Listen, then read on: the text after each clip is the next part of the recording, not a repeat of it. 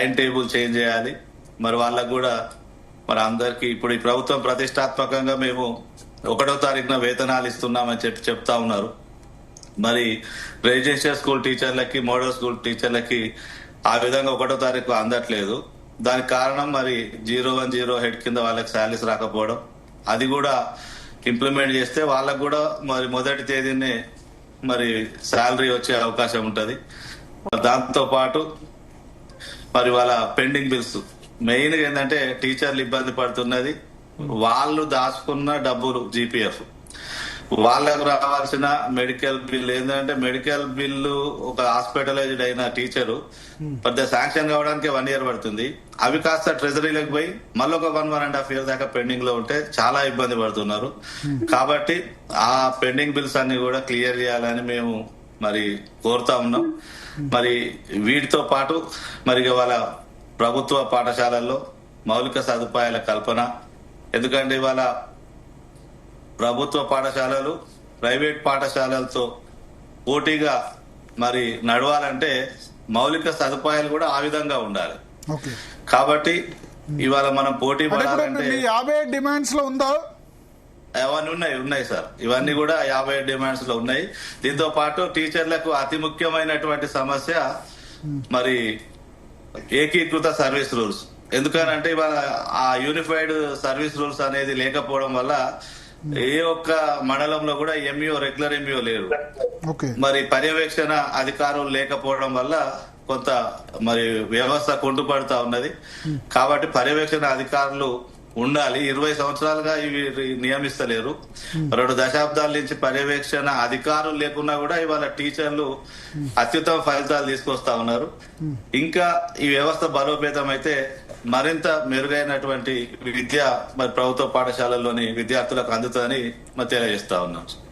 So అంటే ఒకటి ఇక్కడ శ్రీపాల్ రెడ్డి గారు, ఇప్పుడు డిఏఎస్ కు సంబంధించి టీచర్స్ ఏం కోరుకుంటున్నారు? ఎన్ని డిఏఎస్ ఇస్తే మీరు సాటిస్ఫై? 5 డిఏలు ఇచ్చేది అయితే పరిస్థితి లేదు. ఒకటి. రెండవది రిటైర్మెంట్ ఏజ్ 62 లేదా 63 చేస్తే ఎట్లా ఉంటుందని ప్రభుత్వం ఆలోచన చేస్తుంది. దాని మీద టీచర్ ఎమ్మెల్సీగా టీచర్ల అభిప్రాయాలు ఏ విధంగా ఉన్నాయి? నాకున్న సమాచారం మేరకు ఏజ్ పెంపు పైన ప్రభుత్వం పరిశీలన అయితే లేదు. మరి ఎక్కువ మంది ఉపాధ్యాయులు కూడా దీన్ని ఎవరు కూడా కోరుకోవడం లేదు. సో మరి సరే అనుభవవంతులైనటువంటి ఉపాధ్యాయులు, ఎందుకంటే ఇప్పుడు 61 ఏళ్ళు నిండింది అంటే వాళ్ళకి దాదాపుగా 30-35 సంవత్సరాల సర్వీస్ ఉంటది. సరే వాళ్ళ సర్వీసెస్ ఇంకొక 1 year వాడుకుంటే మంచిదే. ఎందుకంటే ఎక్స్పీరియన్స్డ్ టీచర్స్ యొక్క సర్వీసెస్ మరి విద్యార్థులకు అందుతాయి.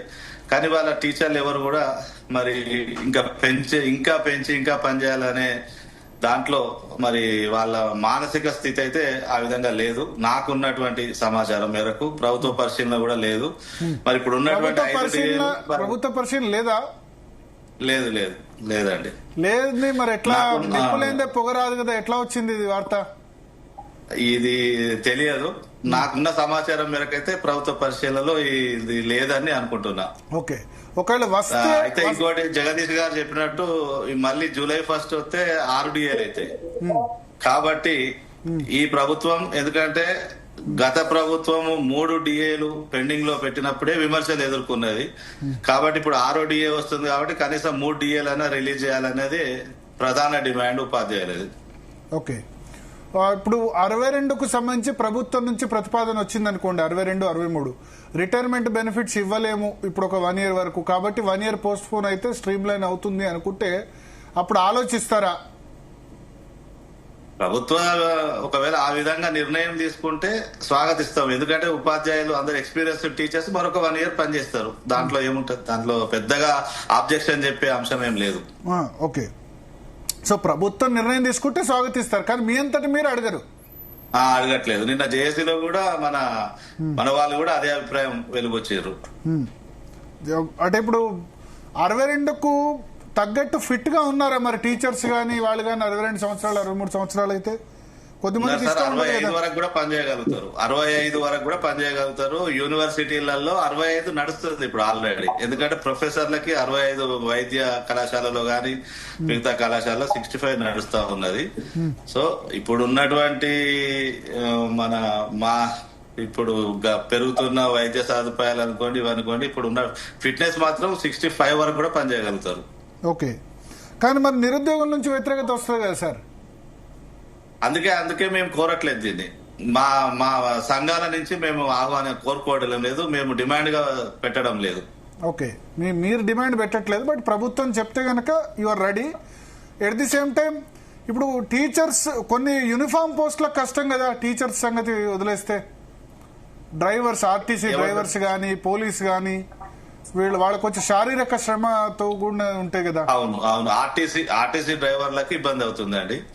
తర్వాత అదే విధంగా కొంత పోలీసు వ్యవస్థలో కూడా ఇబ్బంది అవుతుంది. కానీ టీచర్లకు సంబంధించి మాత్రం ఏం కాదు, 65 వరకు కూడా చెప్పగలుగుతారు. 65 వరకు చెప్పగలుగుతారు. రెడీ, ప్రభుత్వం నిర్ణయం తీసుకుంటే మీరు దాన్ని పాటించేందుకు సిద్ధం. ఇట్లా వేరే రాష్ట్రాల్లో ఉందా? వేరే రాష్ట్రాల్లో, వేరే దేశాల్లో ఎక్కడ ఉందా?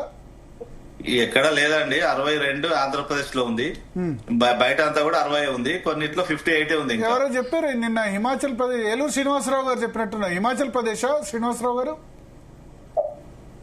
కొన్ని 2-3 స్టేట్స్ లో 63, 62 వరకు ఉన్నాయి. 62 ఉంది, 62 ఉంది. హైయెస్ట్ 63. ఆంధ్రప్రదేశ్ హైయెస్ట్ 63. ఎక్కడ 63? హిమాచల్ ప్రదేశ్ లో 63. అంటే వాళ్ళు రీసెంట్ గా పెంచారా, ఇంతకు ముందే ఉందా? రీసెంట్ గా. ఓకే, ఆంధ్రప్రదేశ్ మరి మా ఏఎఫ్టీఓ అధ్యక్షుడు హిమాచల్ ప్రదేశ్ ఉన్నాడు. ఓకే, మరి వాళ్ళ దగ్గర అయితే నాకు తెలిసిన అయితే 63 లేనట్టుగా ఉంది. అయితే నిన్న వేరే దేశాల్లో చాలా, ఒక చైనా తప్ప వేరే దేశాల్లో 65 పైన కూడా ఉంది అనేది అన్నారు శ్రీనివాసరావు గారు. ఎక్కడ అది ఆల్ ఇప్పుడు మీరు ఇంగ్లాండ్ గానీ, యుఎస్ గానీ, జర్మనీ, ఫ్రాన్స్ తీసుకున్నప్పుడు అక్కడ ఎనీ ఎంప్లాయ్మెంట్ అనేది హెల్త్ ఇన్సూరెన్స్ తో లింక్ అయి ఉంటుంది. 65 years వరకు వర్క్ చేస్తేనే హెల్త్ ఇన్సూరెన్స్ కవర్ అవుతుంది. కాబట్టి అక్కడ ఒక ఎక్సెప్ట్ చైనా, డెవలప్డ్ కంట్రీస్ లో అన్ని 65 ఉన్నాయి.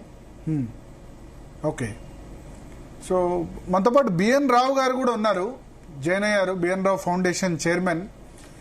రావు గారు ఏమంటారు? నమస్కారం గారు అండ్ మిగతా పార్టిసిపేట్స్ అందరికి కూడా నమస్కారము. ఎట్లా పదవి విరమణ పెంపుకు సంబంధించి ఎట్లా చూస్తారు మీరు? నేను దానికి పూర్తిగా వ్యతిరేకం అండి. ఎందుకంటే మొదలై మనది జనాభా దేశము, నిరుద్యోగ శాతం ఎక్కువ ఉంది. సో ఉద్యోగులు వీళ్ళే ముందుకు వచ్చేసి మేము దీనికి యాక్సెప్ట్ చేయము, అనుమతించు, మేము ఒప్పుకోమని చెప్పాలి రావాల ముందు. ఒకటి ఏంటంటే వీళ్ళు పాత పెన్షన్ సిస్టమే కరెక్ట్, అంతే తప్ప కాంట్రిబ్యూషన్ చేసి వీళ్ళ డబ్బులతోనే రిటైర్మెంట్ బెనిఫిట్స్ వీళ్ళ డబ్బులతోనే గవర్నమెంట్ బిజినెస్ చేసి ఇక్కడ ఎల్ఐసిలో అక్కడిక్కడ బాండ్స్ కొని అంతా కూడా వృధా ప్రయాస. ఈజ్ ఆల్ నెగిటివ్ ఎకనామిక్స్ అండి. ఇది నా దృష్టిలో ఈ ఏజ్ లిమిట్ పెంచడం అనేది పూర్తిగా ప్రభుత్వ అసమర్థత, ఆర్థిక స్థితిని సరిగ్గా చేయలేక ఇట్లాంటి తప్పు నిర్ణయాలు తీసుకుంటున్నారు. ఇంకా కన్ఫర్మ్ లేదు అంటే ఉన్నది, సబ్జెక్ట్ టు దట్ కండిషన్. మన ప్రస్తుతం ఏంటంటే మన భారతదేశంలో ఒక మ్యాసివ్ ఎంప్లాయ్మెంట్ ప్రోగ్రామ్ తీసుకురావాలండి. That is the only way to solve the unemployment. So unemployment ఎందుకు వచ్చింది అనేది కారణాలు ఎన్నో ఉన్నాయి, నేను ఒక 1 hour మాట్లాడగలుగుతాను. కానీ అన్ఎంప్లాయ్మెంట్ ఎందుకు వచ్చింది, ఎందుకు పెరుగుతున్నది, దాని నివారణ చర్యలు ఏంటి అనేది ఇంపార్టెంట్. సో ప్రస్తుతం whether it is state or central government ఏ రంగాల్లో పెట్టుబడులు పెడితే, బడ్జెట్ అలాట్మెంట్ చేస్తే అభివృద్ధి జరుగుతుంది. అభివృద్ధి జరిగితే దాంతో అదే ఉద్యోగ కల్పన జరుగుతుంది. మన విషాదం ఏంటంటే, అంటే ఎంత సాడ్ థింగ్ అంటే ప్రపంచంలో ఇక్కడ లేనంత చదువుకున్న యువత మన దేశంలో ఉంది. ఈ చదువుకున్న యువతే మానవ వనరులు, మానవ వనరులే దేశ సంపద. It's very simple. మరి ఏ దేశం అయితే మానవ వనరులను సంపూర్ణంగా వినియోగించుకుంటుందో ఆ దేశం తప్పకుండా అభివృద్ధి జరుగుతుంది, ఉద్యోగ కల్పన జరుగుతుంది, అన్ని రంగాల్లో అభివృద్ధి జరుగుతుంది. ఈ సింపుల్ లాజిక్ అండి ఇది పెద్ద. సార్ ఇప్పుడు అంటే నేను ఒకటి, ప్రభుత్వ ఎంప్లాయ్మెంట్ ద్వారా అందరికీ ఉపాధి కల్పించలేం కదా. ప్రభుత్వ ఉద్యోగాలు ఎన్ని ఇస్తారు? ఇప్పుడు ఖాళీలు 30,000 40,000 నింపగలుగుతారు కదా. మీకు తెలుసా భరత్ గారు, ఇప్పటికి 2 లక్షల పైన ఖాళీలు ఉన్నాయి. కానీ ఇప్పుడు ఉన్న ఉద్యోగులకే జీతాలు ఇవ్వలేక ఇబ్బంది పడుతుంది. ఇంకా 2 లక్షల ఉద్యోగాలు ఫిలప్ చేస్తే ఉద్యోగాలు ఇచ్చే పరిస్థితి ఉందా రాష్ట్ర ప్రభుత్వం?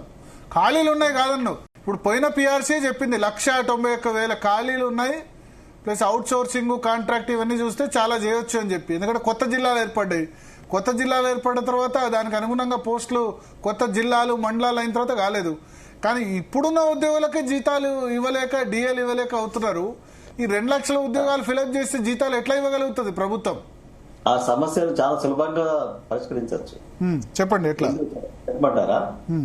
ఈ అనవసరమైన ఉచిత పథకాలు మానేయాలి ప్రభుత్వం. నిజాయితీ ఉంటే. మీకు తెలుసా, ఒక 1 రూపీ కేజీ రైస్ అవసరం. ఇప్పుడు 1 రూపీ కేజీ రైస్ మీద ప్రభుత్వానికి ఒక కేజీకి 40 రూపాయలు నష్టం అండి. అంటే దీనిలో కేంద్ర ప్రభుత్వం 30 రూపాయలు ఇస్తుంది అని. ఇంకా గమ్మత్ ఏంటంటే ఇప్పుడు ఒక విచిత్రమైన పరిస్థితి ఉంది మన దేశంలో. అంటే ఇక్కడ నేను చెప్తా సార్, 1 రూపీ కేజీ రైస్, నిన్న ఉచితాల గురించి చాలా పెద్ద చర్చ జరిగింది, అలా చర్చించుకున్నాం. 1 రూపీ కేజీ రైస్ కొద్ది మందికి అవసరం సార్. ఎవరికి? బిలో పావర్టీ లైన్ ఉన్న వాళ్ళకి ఇవ్వాల్సిందే. ఎందుకంటే ఫస్ట్ బేసిక్ నీడ్ కూడు గూడు దానికి సంబంధించి ఒకటి. ఈ 60 అబోవ్ పావర్టీ లేని వాళ్ళకు కూడా వైట్ రేషన్స్ కార్డ్ చాలా మందికి ఉన్నాయి. వాళ్ళు ఏం చేస్తున్నారంటే ఆ బియ్యం కొంటున్నారు, కొని మొన్నటి వరకు సన్న బియ్యం లేకుండా ఏంటంటే దాన్ని అమ్మేస్తున్నారు మార్కెట్లో. రూపాయికి బియ్యం తీసుకొని 10 రూపాయలకు పిండి గిరిని. మేము కూడా బియ్యం పిండి ఏదైనా పట్టించుకోవాలంటే మా ఇంట్లో మేడ్ కానీ వాళ్ళ దగ్గర ఏమైనా ఉంటే కనుక వాళ్ళు కూడా తినలేదు మొన్నటి వరకు, సన్న బియ్యం పెట్టేంత వరకు. 10 రూపాయలు 15 రూపాయలు కేజీ కొనుక్కొని పిండి గిరిని పట్టించుకోవడం, లేకపోతే వేరే ఆంధ్రాలో అయితే స్మగ్లింగ్ కావడం అట్లాంటివి చూసాం. 1 రూపీ కేజీ స్కీమ్ అందరికీ కాదు, కొద్ది మందికి ఇంప్లిమెంట్ చేయాలి. కానీ అది ఎవరు? వైట్ రేషన్ కార్డు తెలంగాణ రాష్ట్రంలో అందరికీ ఉంది కదా. 90% పాపులేషన్ వైట్ రేషన్ కార్డు ఉంది. లేదల్లా ప్రభుత్వ ఉద్యోగులే. ప్రభుత్వ ఉద్యోగులు పెన్షనర్లకే లేదు, ఒక ఎంప్లాయీ తప్ప అందరికి ఉంది. అంతే కదా. ఎంప్లాయీ ఉద్యోగాలకు కూడా చాలా మందికి ఉన్నదండి. ఉద్యోగులకు ఎట్లా ఉంటది? ఉద్యోగుల తల్లిదండ్రులకు టీచర్లకు కూడా ఇస్తలేదు. ఉద్యోగుల తల్లిదండ్రులకు ఉంటదేమో కదా. భరత్ గారు, మన దేశంలో అన్నిటికంటే మంచి పథకము పనికి ఆహార పథకం. Thanks to hats off to Manmohan Singh గారు. అంత గొప్ప పథకం ప్రపంచంలో ఎక్కడా లేదు. అంటే ఇది for every one it assures the food that is important to survive. ఈ పనికి ఆహార పథకానికి చూడండి, మీరు ప్రతి సంవత్సరం కూడా దానికి నిధులు తగ్గిస్తున్నారు. ఈ విషయం మీద సీరియస్ ఆలోచించాలి ప్రభుత్వాలు కానీ, స్టేట్లు కానీ, సెంట్రల్ కానీ. ఈ ఫ్రీ పీస్ అయితే ఉచితానికి మనీ ఎక్కడి నుంచి వస్తుందండి? ఉచితంగా రాదు కదా money. It's tax base. There are lot of ఉచితాలు. నేను చెప్తా, ఫ్రీ బస్ ఏ మహిళను అడిగిందా తెలంగాణ రాష్ట్రంలో ఫ్రీ బస్ ఇవ్వమని? ఇచ్చారు కాబట్టి తీసుకుంటారు. ఇప్పుడు బంద్ చేస్తే కొద్ది మంది 10-20% వద్దంటారేమో. ఓకే, ఫ్రీ బస్ ఎత్తేయచ్చు. కళ్యాణ్ లక్ష్మి షాదీ ముబారక్, అరే 20 లక్షలు కట్నం ఇచ్చినోడు కూడా Kalyan Lakshmi ₹1,00,000 తీసుకుంటాడండి.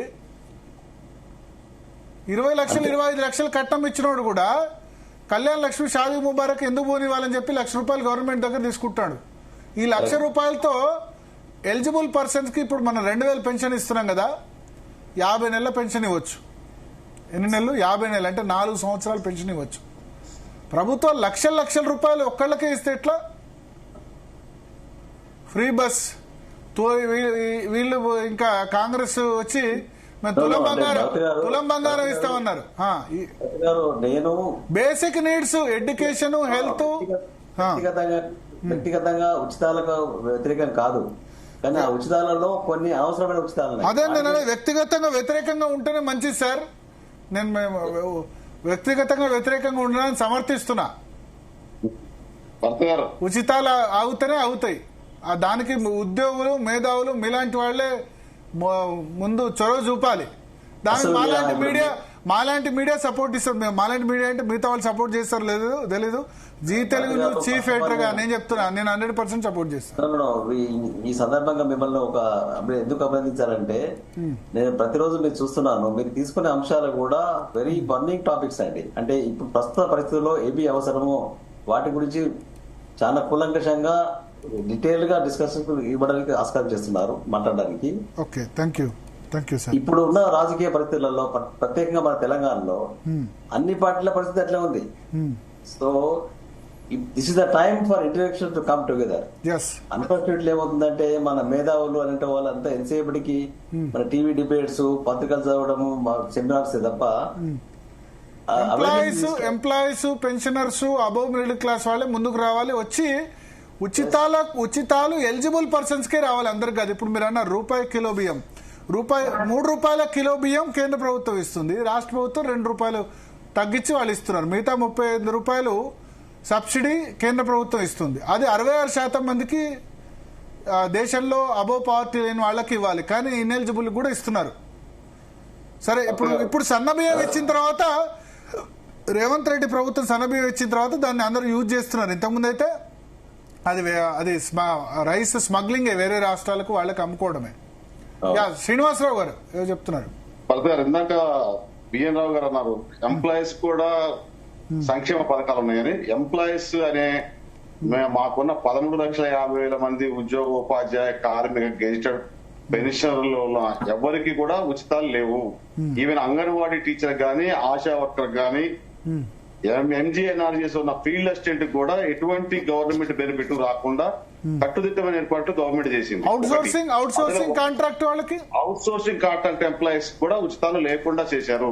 Only eligibility criteria other than government employee, single agenda, single criteria. మీరు చూడండి, ఇందులో కూడా ఎనీ గవర్నమెంట్ మంచిదే కదా శ్రీనివాసరావు గారు, మంచిదే కదా, కాదంటలేదు. కానీ ఇందాక బిఎన్ ఎంప్లాయీస్ కూడా వస్తున్నాయంటే ఇప్పటికే మా మీద ఒక రకమైన ఏది పబ్లిసిటీ, మా ఎన్ని పెండింగ్ 1,000 కోట్ల బిల్స్ పెండింగ్ ఉన్నప్పటికీ మా జీతాలు పెంచమని మేము అడగలేదు. మా పాత బాకీలు మాకు ఇవ్వమని అడుగుతున్నాం, మా డిఏ మేము అడుగుతున్నాం, మా ఎందుకు కార్డ్స్ అడుగుతున్నాం. కానీ ప్రజల్లో ఎట్టుందంటే వయసు కూడా ఇందాక మీరు చెప్పారు, మేము పెంచమని ఉద్యోగ సంఘాలుగా, జేఏసీగా గతంలో అడగలేదు, ఇప్పుడు అడగలా, ముందు కూడా అడగబోము. కానీ మేము రిటైర్ అయ్యే నాటికి మేము దాచుకున్న పైకం మాకు ఇవ్వమంటున్నాం. ఈ లేని పక్షంలో ఫర్దర్ మమ్మల్ని ఏం చేస్తారో మీరే చెప్పమంటున్నాం. కానీ ఈ ఎవరు మీడియా మిత్రులు గాని, ప్రజాప్రతినిధులు గాని, బయట విశ్లేషకులు గాని మాట్లాడేది ఏది మాట్లాడినా ప్రభుత్వ ఉద్యోగులకి పెంచొద్దు, నిరుద్యోగులకి నష్టం జరుగుతుందంటే మేము కూడా మా ఇంట్లో కూడా నిరుద్యోగులు ఉన్నారు. మేము నిరుద్యోగులు లేదంట లేదు, మేము వారికిండే ఉన్నాం. మాకు రావాల్సిన పైకి ఏమంటున్నాం, ఏ లేని పక్షంలో ఏంటో ఆల్టర్నేటివ్ గవర్నమెంట్ చెప్పాలి.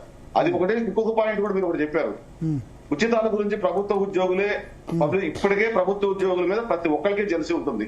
మాట్లాడటానికి ఏది లేనప్పుడు ప్రభుత్వ ఉద్యోగులు దొరుకుతాడు. ఈవెన్ పబ్లిక్ రిప్రజెంటేటివ్ గానీ, ఏది మన సోషల్ మీడియా మాట్లాడే వాళ్ళకి కానీ, బయట ఉన్న ఖాళీగా ఉన్న వాళ్ళకి కానీ, ఏది లేనప్పుడు ఈవెన్ మీడియా ప్రతినిధులు కూడా ప్రభుత్వ ఉద్యోగులు ఇటు వచ్చి కూడా ప్రభుత్వ ఉద్యోగులు చిన్న చూపుగా చూస్తారు. మేము చేయడానికి రెడీ, కానీ మేము చేస్తే ప్రజల నుంచి తిరుగుబాటు స్టార్ట్ అవుతుంది. ఉచితాలు అది చేయాల్సిన ఎవరు? సామాజిక కార్యకర్తలు, సంఘ సేవకులు ఉన్నవాళ్ళు. తిరుగుబాటు ఎందుకు అందరి నుంచి రాదండి తిరుగుబాటు. ప్రైవేట్ సెక్టర్ లో ఎంప్లాయీస్ కూడా దాన్ని వ్యతిరేకిస్తున్నారు. ఇప్పుడు సాఫ్ట్వేర్ ఎంప్లాయీస్ ఉన్నారు. మేము వ్యతిరేకిస్తున్నాం, కానీ మా చైర్మన్ గారు ఒక మాట అన్నందుకు ఉచితాలు కొన్ని తగ్గించుకొని మాకు ఇవ్వాల్సిన ఇస్తే బాగుంటుంది. ఉచితాలు అందరికీ కూడా కరెక్ట్ కాదు. ఇందాక బియ్యం గారు ₹1 బియ్యం అన్నందుకు అక్కడ వద్దు అనలే, మాది అయిన తర్వాత ఇవ్వండి అని ఒక మాట అన్నందుకే దాన్ని పెద్ద ఇష్యూ చేశారు. మేము సహజంగా సమాజంలో ఇట్లాంటి చెప్పడానికి సిద్ధమే, కానీ ప్రభుత్వ ఉద్యోగులుగా మేము చెప్తే కొన్ని వినరు. కొన్ని మేము ప్రోపగండ చేయగలం, పబ్లిసిటీ చేయగలం. తక్కువ 4% మంది ఎంప్లాయీస్ ఉన్నా అందరూ కలిస్తే చెప్పడానికి బాగా చేయగలం. కానీ వేరే ఎవరున్నా దీన్ని ముందుకు తీసుకెళ్ళినప్పుడు సార్ మీరు 13,50,000 కుటుంబాలంటే మీరు పెద్ద సంఖ్యలో 13,50,000 ఇంటూ 4 50 లక్షల మంది ఉన్నట్టు కదా. ఒకటి భరత్ గారు, 50 లక్షల మంది అంటే తెలంగాణ పాపులేషన్ లో 15%. 13,50,000 ఇంటూ 4 ఏమాకండి. ఎందుకంటే లేకపోతే హస్బెండ్ వైపు తప్ప పిల్లల్ని వాళ్ళు కూడా ఏదో పార్టీకి అనుబంధం. మీ పిల్లలకు కూడా లేవు కదా వెల్ఫేర్ స్కీమ్స్, మీ పిల్లలకు కూడా లేవు కదా.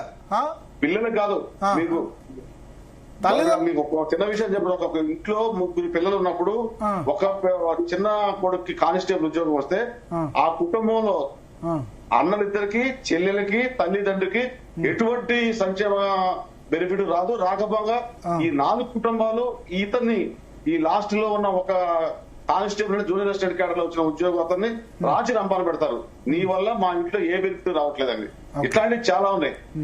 ఆర్టీసీ బస్సు ఎవరు ఎక్కుతారు? బస్సుది మాత్రం ఒకటి ఫ్రీ ఉంది. ఎంప్లాయీస్ ఎంతమంది ఎక్కుతారు? దేనికోసం ఎక్కుతారు? ఇప్పుడు మీన్స్ ఆఫ్ ట్రాన్స్పోర్ట్ వేరే ఉన్నది. బైక్స్ ఉన్నాయి, ఎవరు ఓన్ వెహికల్స్ వస్తున్నాయి. అది తప్ప ప్రభుత్వ ఉద్యోగుల బెనిఫిట్ ఏంది, రైతు బంధు ఉంటుందని దాని ఒక చర్చలో పెడతారు. రైతు బంధు ఎప్పుడు ఇచ్చారు, ఎవరు ఎంతమంది ఎంప్లాయీస్ భూములు ఉన్నాయి, ఆ భూముల ఎంప్లాయీస్ కి ఎన్నిసార్లు రైతు బంధు అందరికి ఇస్తున్నారు. ఓకే, రైతు బంధు వల్ల ప్రొడక్టివిటీ పెరిగింది. అది కూడా ఎంతమంది ఉద్యోగులు 10 ఎకరాల భూమి ఉన్నాడు, దానికి లిమిట్ 10 ఎకరాలు 5 ఎకరాలు ఏదో లిమిట్ పెట్టాల్సి అవసరం. అది మా సబ్జెక్ట్ కాదు, అది రాష్ట్ర ప్రభుత్వం. భరత్ గారు, నేను ఈ రిటైర్మెంట్ ఎంప్లాయీస్ కి వాళ్ళ బెనిఫిట్స్ తప్పకుండా ఇవ్వాల్సిన బాధ్యత ప్రభుత్వం. ఎందుకంటే వాళ్ళు పాపము బెనిఫిట్స్ ఇవ్వాలి, రిటైర్మెంట్ ఏజ్ పెంచొద్దంటే మన దగ్గర వీలు కావట్లేదు రావు గారు.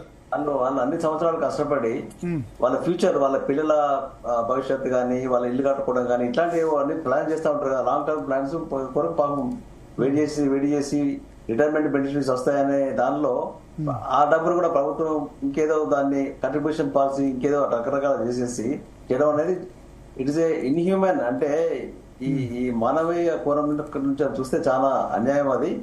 దానికి మీరు అవసరం అనుకుంటే మీరు కోర్టుకు వెళ్ళాలండి. విన్నారా? ఇంకొకటి భరత్ గారు, ఈ గవర్నమెంట్ సార్ అవి చాలా మంది కోర్టుకు వెళ్ళారు, కోర్టు ఇవ్వమన్నా కూడా రావట్లేవు. ఆ కోర్టు కేసులు పోయిన వాళ్ళకి కూడా ఇవ్వట్లేదు. మీ ఈహెచ్ఎస్ కూడా బాగా జరుగుతుందండి. ప్రభుత్వ ఉద్యోగాలకు ఈహెచ్ఎస్ చాలా మంది కార్పొరేట్ హాస్పిటల్స్ ఇవ్వడం లేదు. అది కూడా చాలా ఇంపార్టెంట్ ఇష్యూ. నేను చాలాసార్లు కార్పొరేట్ హాస్పిటల్స్ లో నేను మాట్లాడాను when I was IMA president. మీరు అంటే I don't want to name the names. మీరు ఏదో వెళ్తారు అక్కడ కార్పొరేట్ హాస్పిటల్కి ఉందని, వాళ్ళు ఉంటుంది అక్కడ. కానీ ఇప్పుడు చేయడం లేదండి, మాకు డబ్బు రావడం లేదండి, మేము క్లెయిమ్ చేయడం లేదని ఉట్టిగా అబద్ధాలు ఆడతారు. మీరు అప్పుడు ఏం చేస్తారు, అడ్మిట్ అవుతా ఉంటారు. స్టెంట్ కావాలి, ఇమ్మీడియట్ గా పైసలు కట్టాలి, క్యాష్ కడతారు. ఇది చాలా సీరియస్ ఇష్యూ అండి. ఇది హెల్త్ పరంగా కూడా చాలా, అంటే మీరు సఫర్ అవుతున్నారు నాకు తెలుసు. అది నేను last time graduate MLC elections లో ఈ విషయాలు చాలా ఇంటర్వ్యూ ఇచ్చాను, మాట్లాడాను, ప్రెస్ లో మాట్లాడాను, ఆర్టికల్స్ రాశాను. అయితే ఒకటే, మనకి అసలు మనకున్న ఇంత చదువుకున్న యువత ఉన్నది, కానీ ఈ చదువుకి ఉద్యోగ అవసరాలకు సంబంధం లేదు. ఈ నైపుణ్యత లోపం ఉంది. ఈ సమన్వయం చేస్తుంటే మన దేశంలో కాదు, మన ప్రపంచం అందరికి కూడా మన ఇక్కడ నుంచి మ్యాన్ పవర్ ఎక్స్పోర్ట్ చేయొచ్చు. మానవ అంత ఇది ఉంది మనకి. గవర్నమెంట్ కి చిత్తశుద్ధి లేదండి. ఎంతసేపటికి ఉచితాలు చేయడం, ఇంకేదో చేయడము, సాధ్యం కాని ఉచితాలు హామీలు చేయడము. ఎట్లయితే ఓట్లు రావాలి, వాళ్ళ అంటే పవరే వాళ్ళ పరమావధి, అధికారమే వాళ్ళ పరమావధి. అది గవర్నమెంట్ కాదు, పార్టీలు, పొలిటికల్ పార్టీలు అన్నీ అట్లా తయారు. పొలిటికల్ పార్టీస్, అదే political parties. Okay, Sripal Reddy గారు, ఇంకొకటి సార్, ఇప్పుడు సోషల్ ఆడిట్ అనేది రావాలండి, ఇంపార్టెంట్. అంటే ప్రభుత్వం ఇష్టం వచ్చిన ఎట్లా పడితే అట్లా ఒక పార్టీ ప్రభుత్వంలో వస్తుంది, రూలింగ్కి వస్తుంది. ఆ సీఎంకి ఏదో ఒకటి ఉంటుంది. ఇదే ఇప్పుడు వచ్చిన సీఎం కు మూసీ అనేది అదొక ఫ్యాంటసీ, దాని మీద లక్షల కోట్లు పెట్టాలి. అది కరెక్ట్ కాదు. అది అందుకొరికే సోషల్ ఆడిట్ అని పెడితే ప్రభుత్వాల మీద కూడా ఒక నిఘా ఉంటుంది, ఏది ఎట్లా పెట్టాలనేది. అది recording system and social audit అనేది is a need of the hour for this country. Okay sir, Sripal Reddy గారు, ఒకటి ఇప్పుడు పదవి విరమణ వయస్సు ఒకటైతే, రెండవది ఇప్పుడు బిఎన్ రావు గారు చెప్పినట్టు హెల్త్ బెనిఫిట్స్ అయితే చాలా ఇబ్బంది జరుగుతోంది. ఎంప్లాయీస్, పెన్షనర్స్కి అయితే విపరీతమైన ఇబ్బంది. ఆయన చెప్పినట్టు, ఆయన కూడా డాక్టర్ కాబట్టి చెప్తున్నారు, కార్పొరేట్ హాస్పిటల్స్ ఏవి యాక్సెప్ట్ చేయట్లేదు ఎక్సెప్ట్ నిమ్స్. అంతేనా? నాకు ఎందుకంటే ఎన్నోసార్లు నా దృష్టికి వచ్చినప్పుడు నేను వాళ్ళని అడుగుతా ఉంటాను. వాళ్ళు ఏమంటారంటే, సార్ అది క్లెయిమ్ అయ్యేసరికి మాకు టైం పడుతుంది, ఇప్పుడైతే ఇమ్మీడియట్ స్టెంట్ వేయాలంటే వీళ్ళు పాపం క్యాష్ కట్టాల్సి వస్తుంది. ఓకే, ఆ బిల్స్ రావడానికి టైం పడుతుంది. సో ఎట్లా దానికి సొల్యూషన్ ఏదో మీరు కూడా మీ తరపు నుంచి కూడా కొంత డబ్బులు ఇచ్చేందుకు అంగీకరించినట్టున్నారు శ్రీపాల్ రెడ్డి గారు? అవునవును సార్. అదే ఇప్పుడు రిటైర్మెంట్ ఏజ్ అనేది ఇండియాలో గరిష్టంగా 62 ఉంది. ఇది యూపీ అండ్ ఏపీ. తర్వాత కనిష్టంగా కేరళ ఉంది 56. ఇంతకుముందు అన్నట్టు హిమాచల్ లో 58 ఉంది. రాజస్థాన్ లాంటి రాష్ట్రాల్లో 60 ఉంది. సరిగ్గా మీరు హెల్త్ స్కీమ్ గురించి అన్నారు. ఇది యాక్చువల్ గా గత పిఆర్సి కమిటీనే రికమెండ్ చేసింది. ఒక టీచర్ ఎంప్లాయీ నుంచి 1% ఆఫ్ బేసిక్ పే తీసుకొని అయినా సరే మళ్ళీ ఒక 1% బేసిక్ పే అమౌంట్ ప్రభుత్వం యాడ్ చేసి, అంటే ఈ 2% ఒక ట్రస్ట్ ద్వారా ఏర్పాటు చేసి అందరికి కూడా ఉచిత వైద్యం ఇవ్వాలని గత పిఆర్సి కమిటీ రికమెండ్ చేసింది. శ్రీపాలన్న 500 1% అంటే ఒప్పుకోపోతే 500 ఒక ఎంప్లాయీ చెప్పేది లేదు నేను చెప్పేది అండి. అయితే ఫస్ట్ పిఆర్సి రికమెండ్ చేసింది, ఆ తర్వాత మనం అందరం కూర్చొని ఈక్వల్ ట్రీట్మెంట్ ఇచ్చినప్పుడు ఈక్వల్ గానే కాంట్రిబ్యూషన్ ఉండాలని, మరి ఎంప్లాయీ నుంచి 500 ప్రభుత్వం నుంచి 500 ఇవ్వాలనేది మేము ఆ రోజు మరి ప్రభుత్వం ముందు ప్రతిపాదన పెడితే దానికి హెల్త్ మినిస్టర్ అందరు కూడా యాక్సెప్ట్ చేసి ఉన్నారు. సో ఇప్పుడు సరే జరిగి 2 సంవత్సరాలు దాటింది కాబట్టి 500 కాకపోతే 600 అయినా సరే అమౌంట్ సరిపోదు అనుకుంటే తీసుకొని ఈ మొత్తం మీద 500 మేము క్యాల్కులేట్ చేసిన రోజున దాదాపు 700 కోట్ల రూపాయలు మరి పర్ ఇయర్ జమ అవుతున్నాయి. మనకి ఇప్పుడు జరుగుతున్నటువంటి హెల్త్ స్కీమ్ కూడా అంతే అవుతుంది కాబట్టి సరిపోతుందని, బడ్జెట్ సరిపోతుందని ఆ రోజు మనం లెక్కలేయడం జరిగింది. కాబట్టి ఇప్పుడు ఎప్పుడో ప్రభుత్వం తర్వాత ఇచ్చే బదులు ముందే ఇస్తే అది అందరికీ కూడా ఉపయోగకరంగా ఉండదు అనేది మా ఆలోచన. కాబట్టి ఆ విధమైనటువంటి ఒక పర్ఫెక్ట్ హెల్త్ స్కీమ్ రావాలనేది మేము కోరుకుంటా ఉన్నాం. చేయడానికి కూడా మేము సిద్ధంగా ఉన్నాం. మనతో పాటు భారతీయ జనతా పార్టీ నుంచి ఇంకొకటి ఏంటంటే ఇక్కడ మెయిన్ ఇబ్బందికరమైనటువంటి ఒక్క నిమిషం శ్రీపాల్ రెడ్డి గారు, భారతీయ జనతా పార్టీ నుంచి విఠల్ గారు మనతో పాటు జాయిన్ అయ్యారు. విఠల్ గారు మనకు తెలుసు తెలంగాణ ఉద్యోగుల సంఘం, తెలంగాణ ఉద్యమంలో కూడా ఆయన ఉద్యోగుల్ని ముందుకు నడిపించారు. విఠల్ గారు లచ్చిరెడ్డి గారు వస్తుందండి. విఠల్ గారు లచ్చిరెడ్డి గారు కూడా జాయిన్ అయ్యారా? ఉన్నారు. వినబడుతుందా లచ్చిరెడ్డి గారు? అనిపిస్తుంది భరత్. లచ్చిరెడ్డి గారు ఏంటి ఏం ఎక్స్పెక్ట్ చేస్తున్నారు అవుట్కమ్ క్యాబినెట్ మీటింగ్ నుంచి? ఎన్ని డిఎస్ రావచ్చు? హెల్త్ కార్డ్ సంబంధించి ఏమైనా అప్డేట్ ఉందా? పాజిటివ్ వస్తుందని ఆశిస్తున్నాం. ఓకే, పాజిటివ్ మీన్స్ ఎన్ని వస్తాయి? పాజిటివ్ అంటే ఏంది? పాజిటివ్ అంటే ఏంది? ఎన్ని? 1, 2 డిఏలా, 3 డిఏలా? 1, 2 ఏం లేదు మనకి. మనం గవర్నమెంట్ కి మనం ఏదైతే అడిగినామో 3 డిఏలు మినిమం ఇవ్వాలని అడిగినప్పుడు మిగతా డిఏలకు కూడా టైం బాండ్ అడగడం జరిగింది. దాన్నే సానుకూలంగా స్పందిస్తుందని అనుకుంటున్నాము. ఓకే, సో అంటే మీ ఉద్దేశంలో 2 లేదా 3 వస్తే ఓకే, 2 వచ్చినా హ్యాపీయా ఉద్యోగులు ఇప్పుడున్న పరిస్థితుల్లో? హ్యాపీ అంటూ ఏది ఉండదండి. ఎందుకంటే మనం గుర్తుపెట్టుకోవాలి, ఎందుకంటే ఆల్మోస్ట్ ఆల్ 5 డిఎస్ అనేది అందరికి ఉన్న మనసులో ఉంది. ఈరోజు 1 ఇచ్చినా, 2 ఇచ్చినా, 3 ఇచ్చినా సంతృప్తి ఉంటది అనేది మనం చెప్పలేము. కానీ ప్రభుత్వానికి సంబంధించిన ఆర్థిక వెసులుబాటుని ఆలోచించి మనం కూడా ఒక భాగస్వామ్యం అనుకొని మనం ముందుకెళ్తే ఏది ఇచ్చినా కూడా దాన్ని తీసుకునేటట్టు ముందుండాలి. అదేవిధంగా ఉద్యోగులకి ప్రభుత్వం అనేది ఒకరికొకరికి పరస్పర సంబంధాలు ఉంటాయి కాబట్టి కంపల్సరిగా మనం దానిని సానుకూలంగా స్పందించితే మంచిది. ఇంకోటి ఏంటంటే మేము ఉద్యోగ సంఘ నాయకులుగా ఎప్పుడైనా మేము ఖచ్చితంగా అడుగుతూనే ఉంటాం. ఖచ్చితంగా 5 డిఆర్ ఇవ్వాలి కంపల్సరిగా ఉద్యోగుల తరఫున మేము పోరాటం అనేది ఉంటది. కానీ ప్రభుత్వం తీసుకునే నిర్ణయంలో ఏ నిర్ణయం తీసుకున్నా కూడా దానిని మెప్పించి ఒప్పించి ఖచ్చితంగా వచ్చే రకంగా మేము ఆల్రెడీగా లాబింగ్ చేసినాము మేమందరం కూడా జేఏసీ తరఫున. కాబట్టి మేము మంచిగా ఆలోచించి నిర్ణయం తీసుకుంటుందని ప్రభుత్వం తరఫున మేము అనుకుంటున్నాం. ఇప్పుడు జూన్ 9 మహాధర్నా ఉన్నట్టా లేనట్టా లచ్చిరెడ్డి గారు?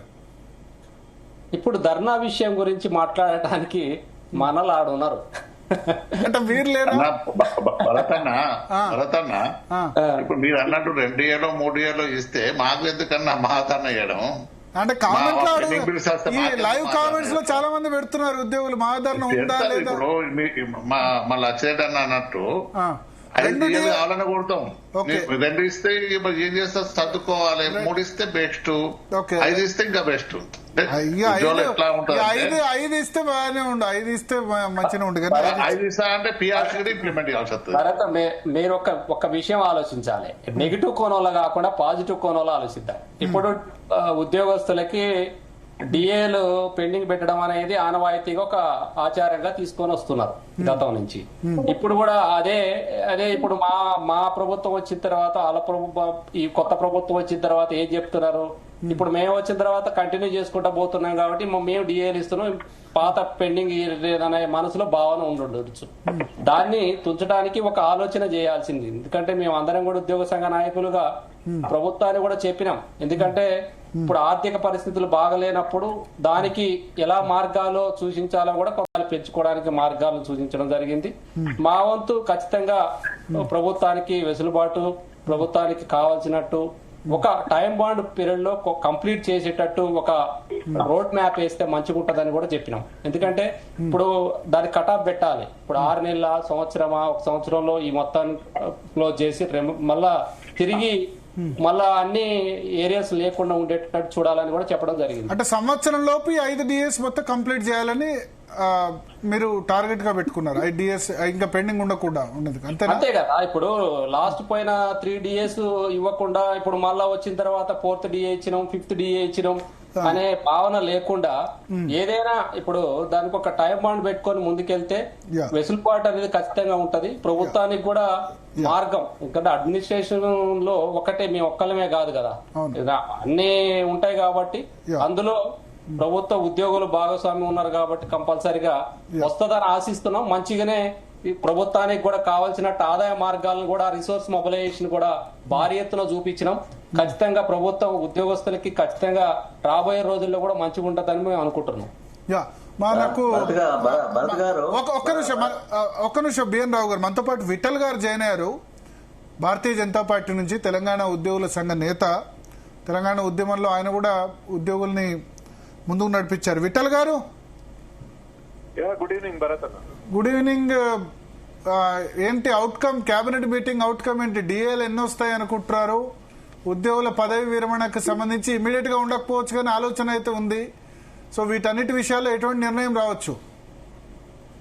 ప్రభుత్వానికి సరే, ఇప్పుడు ఉద్యోగ సంఘాలు నాయకులు, జేఏసీ నాయకులు ఎక్స్పెక్ట్ చేస్తున్న 5 ఏదైతే పెండింగ్ డిఏలు ఉన్నాయో రావాల్సిన అవసరం ఉంది. అయితే ఒక మాట, ఇప్పుడు గత ప్రభుత్వంలో కూడా ఇవి పెండింగ్ లో ఉన్నాయి, 2, 3 అవి ఈ ప్రభుత్వం కంటిన్యూ చేస్తాం. అయితే దీన్ని డిఏ లేదా కరువు భత్యం అని ఎందుకంటారంటన్నా, సహజంగా పెరుగుతున్న ధరలకు అనుగుణంగా ఆయా ప్రభుత్వాలు ఉద్యోగుల సంక్షేమం కోసం వాళ్ళ ధరలు పెరిగాయి కాబట్టి అదనంగా ఇది బెనిఫిట్ చేస్తా ఉంది. కేంద్ర ప్రభుత్వం అయితే ఎప్పటికప్పుడు ఎవరి 6 months ఒకసారి వెంటనే రిలీజ్ చేస్తారు. కేంద్ర ప్రభుత్వం ఎక్కడ జీరో, ఎక్కడ పెండింగ్ లేవు. చాలా రాష్ట్రాలు కూడా పెండింగ్ లేవు, కొన్ని రాష్ట్రాలలో పెండింగ్ ఉన్నాయి.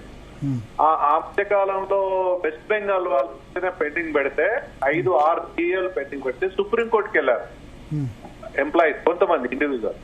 సుప్రీంకోర్టు డైరెక్ట్ మీరు 6 డిఏలు ఒకేసారి రిలీజ్ చేయమని అడిగింది.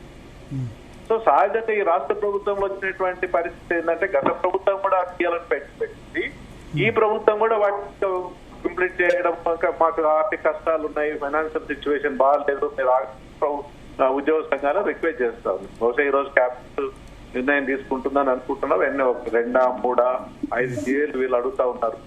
1 ఇస్తారా, 2 ఇస్తారో వేచి చూడాల్సిన అవసరం ఉంది. కాకపోతే ఏ ప్రభుత్వానికి భరతన్నా, ప్రభుత్వాలన్నా, ప్రభుత్వం అంటే ఇది ముఖ్యమంత్రి నుంచి గ్రామ సచివాలయం వరకు ప్రభుత్వమే. సో ఉద్యోగులు కూడా ప్రభుత్వంలో భాగస్వామ్యం అయినప్పుడు వాళ్ళ సంక్షేమం కూడా అత్యంత కీలకం. ఇప్పుడు వారి సంక్షేమం లేకపోతే ప్రభుత్వానికి చెడ్డ పేరు వస్తుంది. వీళ్ళు ప్రభుత్వానికి భాగస్వామ్యం అయినా పాలకులకు చెడ్డ పేరు అవకాశం, సరైన రీతిలో పనిచేయకపోతే. అందుకని ఏ ప్రభుత్వం అయినా ప్రభుత్వ ఉద్యోగులతోటి కార్డియల్ రిలేషన్స్ మెయింటైన్ చేస్తూ ఉంటారు, దూరం పెంచుకునే ప్రయత్నం. ఇప్పుడు రేవంత్ రెడ్డి చెప్పారు మొన్న, ఇప్పుడు మా పోలీస్ అవార్డ్స్ ఈవెంట్ లోనే నన్ను కోర్సుకున్నా డబ్బులు లేవు. అది వాస్తవమే, డబ్బులు లేవు, ప్రభుత్వం దగ్గర డబ్బులు లేవు, ప్రభుత్వం దగ్గర డబ్బులు లేదు, వాస్తవమే కదా. భరత్ అన్న, దాని మీద ఎంత దుమారం జరిగిందో మనం చూసినాం. అన్ని రాజకీయ పార్టీలు ఆ దుమారం రేగింది కాబట్టి మళ్ళీ కమిటీ ఏర్పడ్డది, ఇప్పుడు ఇక్కడ దాకా వచ్చింది. ఎగ్జాక్ట్లీ అది ఆ ముఖ్యమంత్రి గారు ఏ ఉద్దేశంతో మాట్లాడారు కానీ అది రాంగ్ మెసేజ్ పోయింది. ఓకే, ఉద్యోగులకు డిఏనే కాదు, అసలు ప్రభుత్వం దివాలా తీసే స్థితిలో ఉందేమో, ఎక్కడ అప్పులు దొరకట్లేదు. సాక్షాత్ ముఖ్యమంత్రి గారు ఈ రకంగా మాట్లాడుతున్నారంటే తెలంగాణ భవిష్యత్తు ఏం జరుగుతుంది అనేది ఒక ఆందోళనకరమైన వాతావరణంలో ఆర్థిక పరిస్థితి వ్యక్తం చేశారు ముఖ్యమంత్రి గారు. సో తర్వాత అంటే అప్పులు పుట్టట్లేదు, అప్పుల వాళ్ళ దగ్గర పోయినా అప్పులు పుట్టట్లేదు అంటే ఇప్పుడు ఎందుకు చేయాలన్నా? పాత అప్పులు కట్టేందుకు కొత్త అప్పులు చేయాలా? ఎగ్జాక్ట్లీ. ఇప్పుడు సంవత్సరానికి దాదాపు 50,000 విత్తులు ఆయన చెప్పారు. ఇప్పుడు మా జీ తెలుగు పోలీస్ అవార్డ్స్ లో 6,500 కోట్లు ఉద్యోగుల జీతాలు పెన్షన్లకు పోతున్నాయి. 6,000 కోట్లు పాత అప్పులు అసలు వడ్డీ అసలు కట్టేందుకు పోతున్నాయి. 12,500 కోట్లు పోయినాయి. ఇక మిగిలింది 5,000 కోట్లే. ఈ మిగిలింది 5,000 కోట్లే. 5,000 కోట్లు ఎన్ని ఖర్చులు పెట్టాలి, ఎన్ని ఉచితాలు ఇవ్వాలి, ఎంత చేయాలి? నాకు 10,000 12,000 కోట్లు కావాలి ఇంకా అన్నారు నెలకు. భరతన్న దాని మీద ముఖ్యమంత్రి గారు మాట్లాడిందని కొంత రాంగ్ మెసేజ్ పోయింది. వాస్తవం అది. ఇప్పుడు కేవలం 6,500 కోట్ల రూపాయలు కేవలం ఉద్యోగులు తిని కూర్చోవట్లేదు. అది పాలనా యంత్రాంగానికి సంబంధించిన ఖర్చు.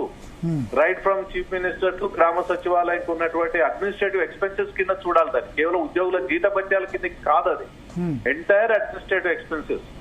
ఆ బడ్జెట్ లో సహజంగా 30% దశాబ్ద కాలం నుంచి 30% అడ్మినిస్ట్రేటివ్ ఎక్స్పెన్స్ కింద. ఇప్పుడు 6,500 కోట్లు ఓన్లీ జీతాలు పెన్షన్లే కాదు, మొత్తం అంటే వేరే అడ్మినిస్ట్రేటివ్ పాలనా యంత్రాంగానికి సంబంధించిన ఖర్చులు అన్నవి అన్ని వస్తాయి. హెలికాప్టర్ వాడినా, కార్లు వాడినా, డీజిల్ వాడినా, పెట్రోల్ వాడినా, లేకపోతే రెంటులు కట్టినా అవన్నీ కూడా అడ్మినిస్ట్రేటివ్. మరి ఇవన్నీ మీరు ఉద్యోగ సంఘాలు ఎక్స్ప్లెయిన్ చేయాలి కదా. ఎందుకంటే ఇప్పుడు బయట వాళ్ళు ఏమనుకుంటారంటే కామెంట్లు ఉద్యోగులు లక్షల జీతాలు ఉన్నాయని చెప్పి కామెంట్లు పెడుతున్నారు. మరి మీరు చెప్పాలి కదా. అందుకే కదా ఉద్యోగ ఇంకేం కావాలి అని అంటారు. మాకు ప్రైవేట్ రంగంలో అంత లేదు అని చెప్పి.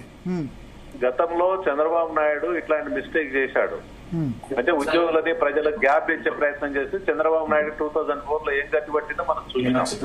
వాస్తవాలు చెప్పాలి, తప్పేం లేదు. కానీ పాలనా యంత్రాంగానికి సంబంధించిన ఖర్చులు తీసుకొని 010 సాలరీస్ కింద వచ్చినట్టు హెడ్స్ ఉంటాయన్న 360 అంటే బడ్జెట్ లో ఎవరైనా పనిచేస్తే తెలుస్తుంది. దాంతో పాటు పాలనా యంత్రాంగానికి సంబంధించిన ఖర్చులు, పెన్షన్ కి అంటే ఉద్యోగుల పెన్షన్ సంబంధించిన ఖర్చులన్నీ కలిపి ఇప్పుడు ఎమ్మెల్యేలకు, మాజీ ఎమ్మెల్యేలకు, మాజీ ఎమ్మెల్సీలు కూడా జీతాలు ఇస్తారు. అది కూడా పాలన యంత్రాంగం కింద ఖర్చే కదా. అదే విధంగా మాజీ ఎమ్మెల్యేలకు పెన్షన్స్ ఇస్తుంటారు. ఇది అడ్మినిస్ట్రేటివ్ ఖర్చు కింద చూడాలి తప్ప కేవలం ఉద్యోగులకి మేము పంచిపెడుతున్న అభిప్రాయం సమంజసం కాదు, కరెక్ట్ కాదు. ఇది ఇప్పటికైనా రేవంత్ రెడ్డి గారు ఉద్యోగ సంఘాలతో సానుకూలంగా ఉండి, అసలు ఉద్యోగులు అంటే ఎవరైనా ప్రభుత్వం కోసం పనిచేసే సేవకులే కదా. ఇప్పుడు వాళ్ళు రెవెన్యూ పెంచాలి. ఎవరు పెంచాలా? మంత్రి పోయి రెవెన్యూ కలెక్షన్ చేయడు, ఐఏఎస్ ఆఫీసర్ పోయి రెవెన్యూ కలెక్షన్ చేయడు, ఉద్యోగులే చేస్తారు రెవెన్యూ కలెక్షన్. పూర్తిగా ప్రభుత్వం ఉద్యోగుల పైన ఆధారపడి ఉంటది. ఇస్తే వాళ్ళు పనిచేస్తేనే ప్రభుత్వానికి మంచి పేరు వస్తుంది. ఎంతో కొంత వాళ్ళ సంక్షేమానికి సంబంధించినవి కావచ్చు, వాళ్ళ డిఏలో పిఆర్సీ వెంటనే పరిష్కరించుకుపోతే మంచిది. అది లేకపోతే వాళ్ళకి పేరు ఒక డిఎల్ 5-6 డిఎల్ పెండింగ్. కేంద్ర ప్రభుత్వం ఎందుకు పెండింగ్ పెట్టలేదు? మరి కేంద్ర ప్రభుత్వం కూడా అప్పు చేసింది. కేంద్ర ప్రభుత్వం ఎందుకు డిఎల్ ఎప్పటికప్పుడు ఇస్తూ ఉంటుంది? రాష్ట్ర ప్రభుత్వానికి వచ్చిన ఇబ్బంది ఏంటి చెప్పాలి. ఇప్పటికైనా ఉద్యోగులకు సంబంధించినటువంటి హక్కులు ఏవైతున్నాయో వాటిని పరిష్కరించాల్సిన బాధ్యత ఎవరిది తప్పు? పోయిన ప్రభుత్వందా, కొత్త ప్రభుత్వందా తప్పు? గత ప్రభుత్వం కూడా చాలా తప్పిదాలు చేసింది ఆర్థిక రంగంలో. 8 లక్షల కోట్ల రూపాయలు అప్పు తెచ్చిపెట్టింది. 4 లక్షల కోట్లే అంటారు. అవి కొద్దిగా డీటెయిల్ గా చర్చిస్తాను. ఆఫ్ బడ్జెట్, ఆన్ బడ్జెట్ ఉంటుంది. కాళేశ్వరం బడ్జెట్ అసెంబ్లీకి సంబంధం లేదు. కాళేశ్వరం అప్పు, కాళేశ్వరం సంబంధించిన అప్పు అసెంబ్లీలో పెట్టకుండా తీసుకొచ్చారు. అంటే అసెంబ్లీ పర్మిషన్ లేకుండా వాళ్ళు కార్పొరేషన్ ఎస్టాబ్లిష్ చేసి అట్లా ఎన్ని చేశారు. మిషన్ భగీరథ, మిషన్ కాకతీయ, కాళేశ్వరం ఇట్లా చెప్పుకుంటూ పోతే చాలా ఉన్నాయి. ఆ బడ్జెట్, ఆన్ బడ్జెట్ అన్ని కలిపితే 8 లక్షల కోట్ల రూపాయలు కదా. 4 లక్షలని చెప్పుకుంటారు వాళ్ళు. మరి మిగతా 4 లక్షల సంగతి అప్పు కాదా? అది ప్రభుత్వమే కడుతుంది కదా. కార్పొరేషన్ లోన్ కూడా ప్రభుత్వం బాధ్యతనే.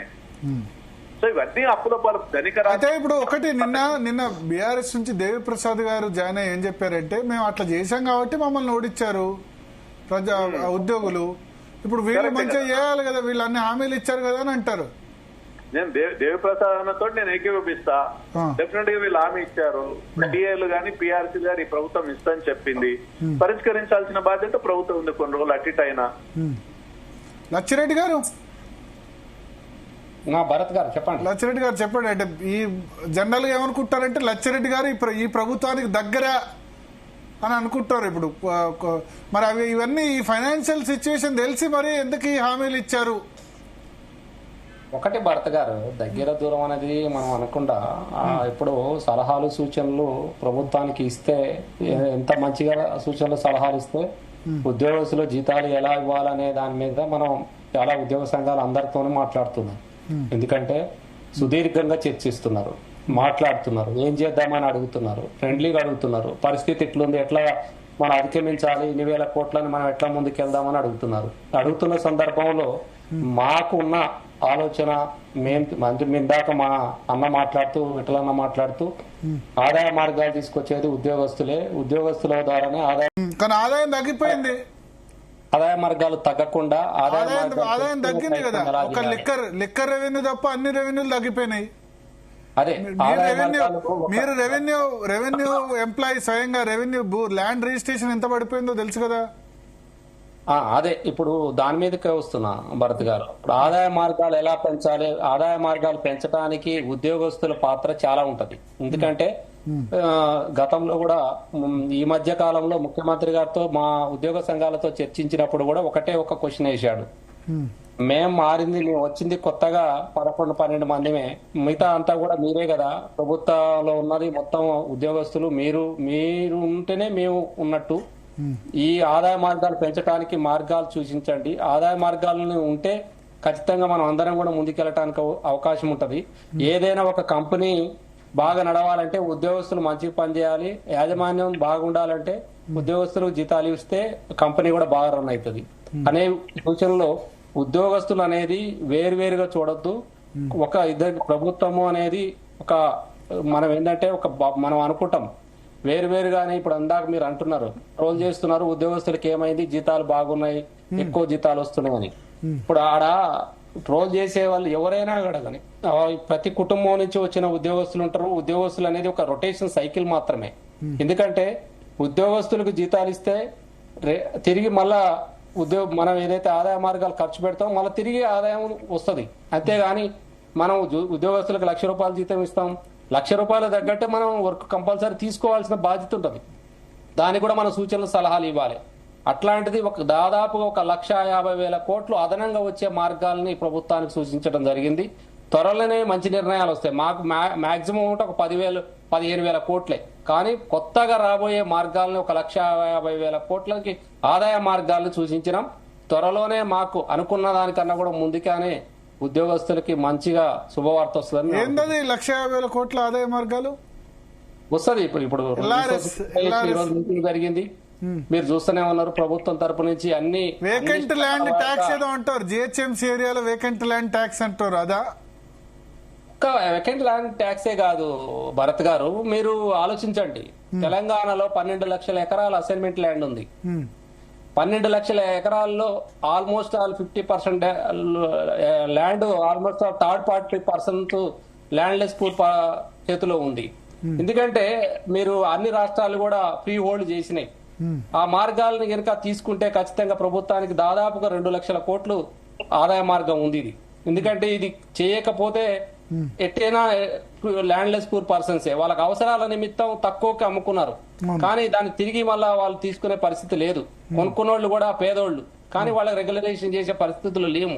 అందుకే తెలంగాణకు ఒక అత్యధికంగా భూమి ల్యాండ్ అనేది 12 లక్షల ఎకరాలు ఎక్కడ లేదు.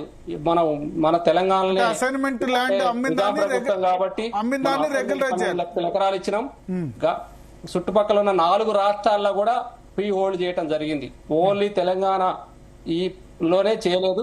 20 years అయిన తర్వాత అసైన్మెంట్ ఇచ్చిన తర్వాత వాళ్ళు ఫ్రీగా అమ్ముకోవడానికి సేల్ ట్రాన్సాక్షన్ ఇవ్వడానికి అవకాశం ఇస్తే ప్రభుత్వానికి కొత్తగా వచ్చే మార్గాల్లో ఆదాయం ఇది ఒకటి.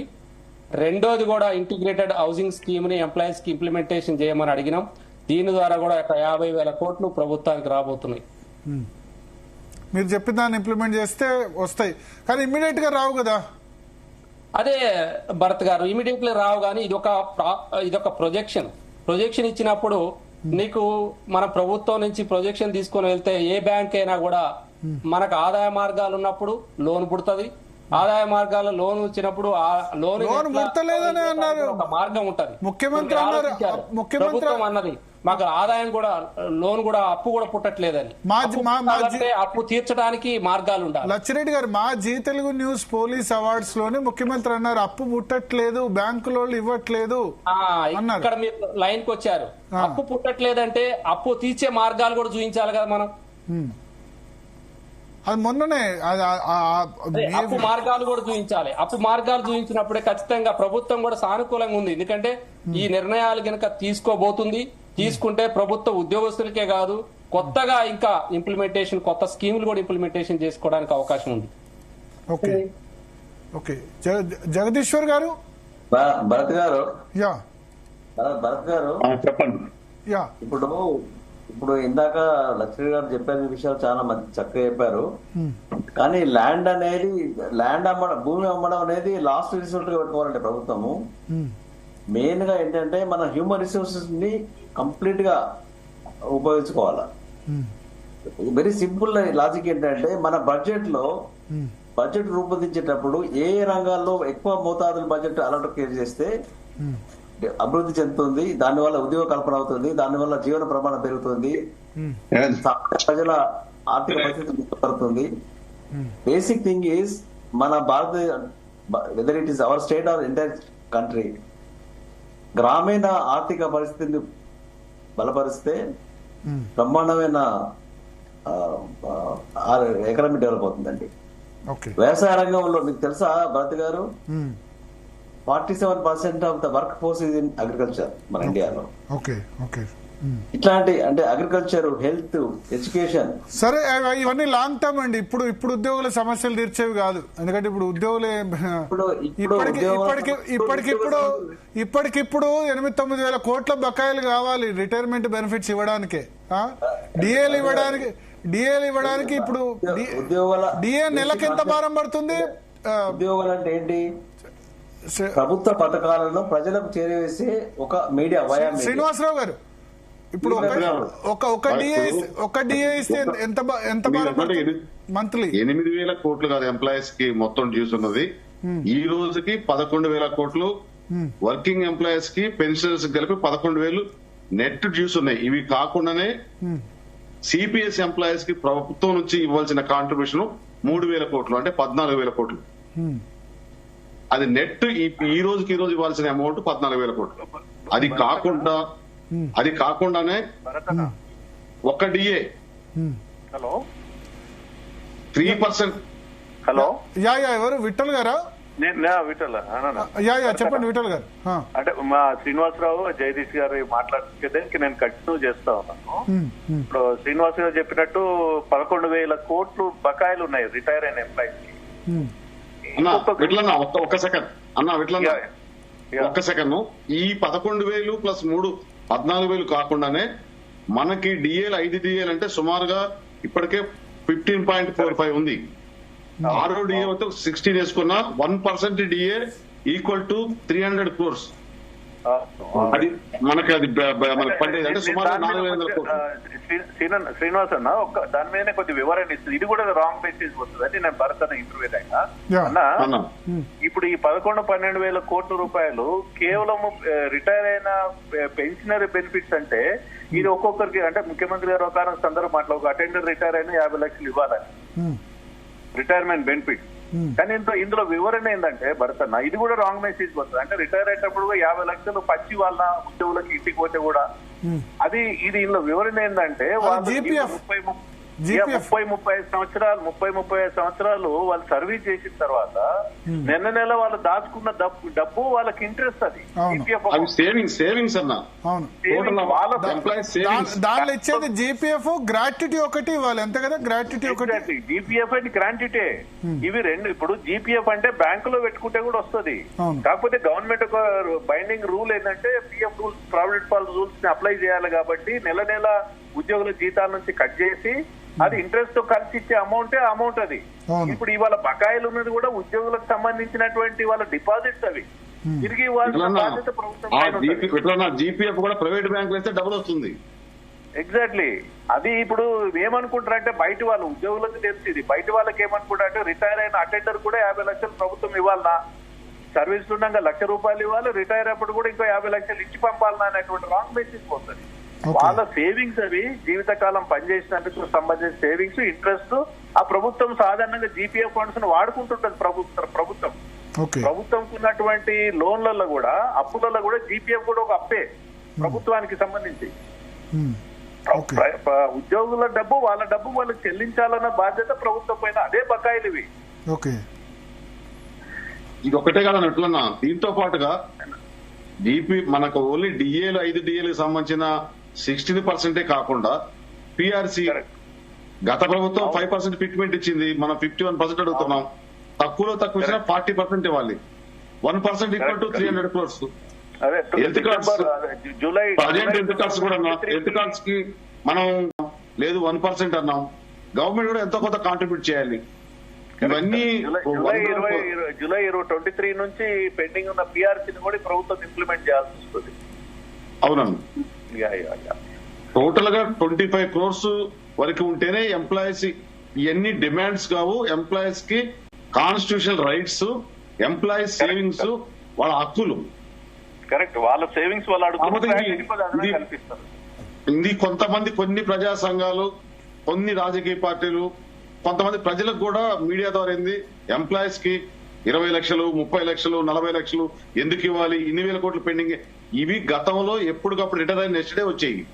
శాలరీ బిల్స్ కూడా బిల్లు పాస్ అయిన అదే రోజు ఈవినింగ్ బ్యాంకులు క్రెడిట్ అయ్యాయి. కానీ ఒక్కటి ఇక్కడ అందరు కూడా ఉపాధ్యాయ ఉద్యోగ సంఘాల నేతలు ఉన్నారు కాబట్టి ఒకటి, ఇప్పుడు బయట నిరుద్యోగుల్లో మీరు పదవి విరమణ వయస్సు పెంచుతారంటే ఎందుకు వ్యతిరేకత వస్తుందంటే, మీరు అన్నట్టు ప్రభుత్వ ఉద్యోగుల మీద ఎందుకు ఆగ్రహం ఉందంటే, ప్రభుత్వ రంగం ప్రైవేట్ రంగంలో జీతాల మధ్య అంతరం చాలా పెరిగిపోతుంది. దాన్ని ఎట్లా అడ్రస్ చేస్తారు? ప్రైవేట్ రంగంలో ఆ విధంగా ఉండట్లేదు. మీరు సాఫ్ట్వేర్ ఫీల్డ్ పక్కన పెట్టండి, అది కాకుండా మిగతా ప్రైవేట్ రంగం అనేది 2 రకాలు. అసంఘటిత రంగం ఉంది, సాఫ్ట్వేర్ రంగం ఉంది. సాఫ్ట్వేర్ రంగం ఒక 5 గవర్నమెంట్ ఎంప్లాయీస్ తో ఈక్వల్.